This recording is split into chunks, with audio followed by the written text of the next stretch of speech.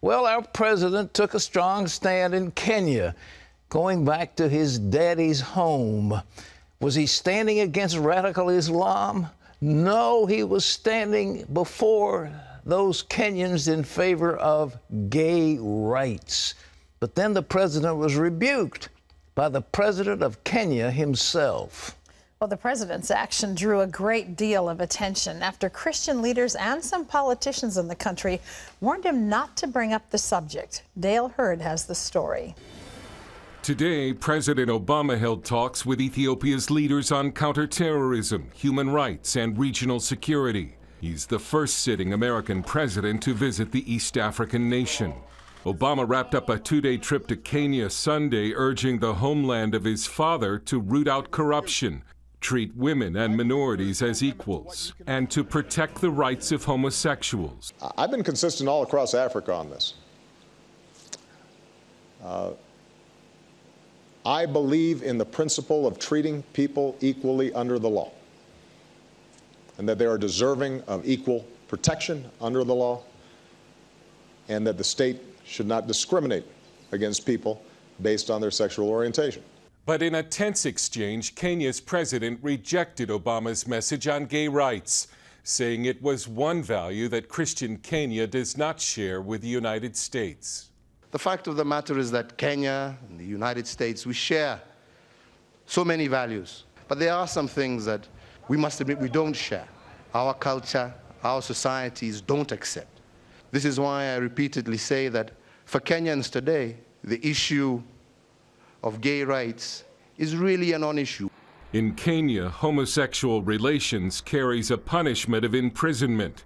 In this overwhelmingly Christian nation, many residents shrugged off the U.S. president's lecture on gay rights. Of course, the way President Obama talked about gayism and what have you, lesbianism, or transgender, whatever, according to him, you know, we took him as an American.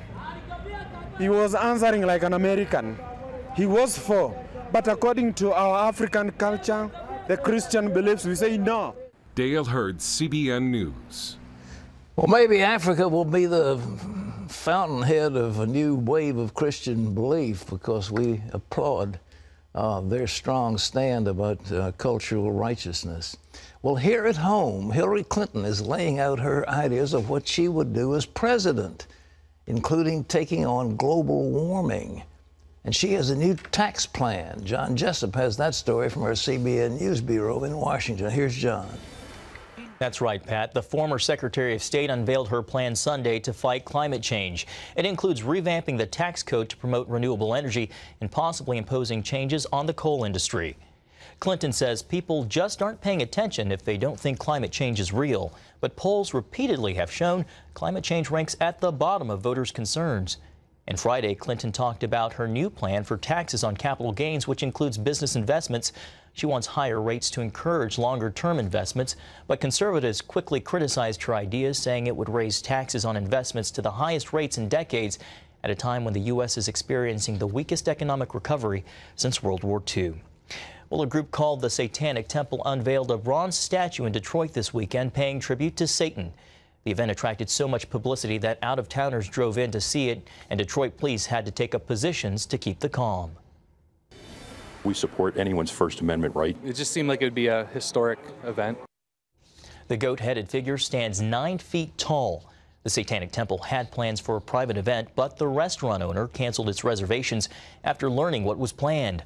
Originally, it was meant for the state capitol in Oklahoma City until the state Supreme Court banned a monument at the Ten Commandments. The Satanic Temple says it supports separation of church and state. It now wants to place the figure outside the Arkansas State House, where a Ten Commandments monument is planned. Pat? You know, aren't you appalled? First of all, we say that being a homosexual is a constitutional right. Before that, we said that slaughtering unborn babies was a constitutional right. And now we want to unveil a statue of Satan in the midst of that economically plagued city. Can you believe that? Where are we heading? Isn't this what is going to bring the judgment of God upon us? You say, well, could we possibly be serving idols? Could we be sacrificing our babies to some heathen god? Is there something that we're going to be having ritual sacrifice on the state house lawn of some state? Are we going to be allowing this to happen? And while we're doing it, we'll be having polygamy and polyamory and all the other things that go along with a corrupt culture. Is that the way we're heading? Well, it looks like it is. But I'm glad to report there is a bright spot, the Texas Supreme Court. Here's John. That's right, Pat. The Texas State Supreme Court has told the city of Houston to either repeal its controversial gay rights ordinance or put it on the ballot so that Houstonians can vote on it in November. The city council passed the measure last year at the urging of Houston's mayor, who is a lesbian. Pastors and other opponents gathered some 18,000 signatures needed to put the ordinance on the ballot. The city council said many of the signatures were invalid, and when the pastors sued, the mayor tried to subpoena their sermons. Texas Governor Greg Abbott praised the ruling, saying freedom of expression can only exist once government removes itself from stifling free speech, repressing religious liberty, and interfering with the lives of citizens. An autopsy will be conducted on Bobby Christina Brown, the daughter of the late singer Whitney Houston. Brown was 22. She was found unresponsive in the bathtub of her home in Atlanta in January and has been in a nursing home for months. She was the only child of Houston and R&B singer Bobby Brown. A statement from the family says she is, quote, finally at peace in the arms of God. Houston left her entire estate to Bobby Christina. It was worth an estimated $100 million. Well, the latest research in Alzheimer's has a clear theme. Change your lifestyle so you can protect your brain.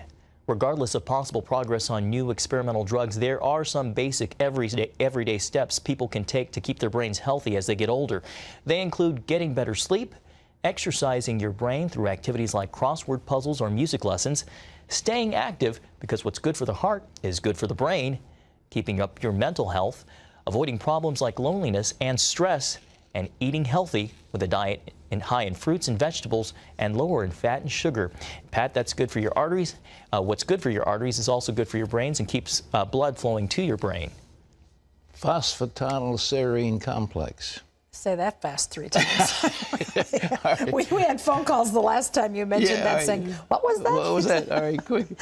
Do you do all those things, sweetie? Well, I don't do that thing you just mentioned, but I do the crossword puzzle every day, and I... Fruits and nuts? Fruits and nuts. Yeah, I probably should eliminate some other things. Berries every day. I eat nuts every day. I put yogurt on every day, and it makes a delightful breakfast. It's awesome. And you with do some that, bran stuff. Okay. Say that again. What is it? Phosphatidylserine. That's good for your brain. Acetyl-L-carnitine is to... Writing them down as we speak. Acetyl-L-carnitine will help you lose weight as well as... Great. Yeah. You told me that before. Yeah, so it keeps your brain healthy and keeps your body thin. What's not to like, right?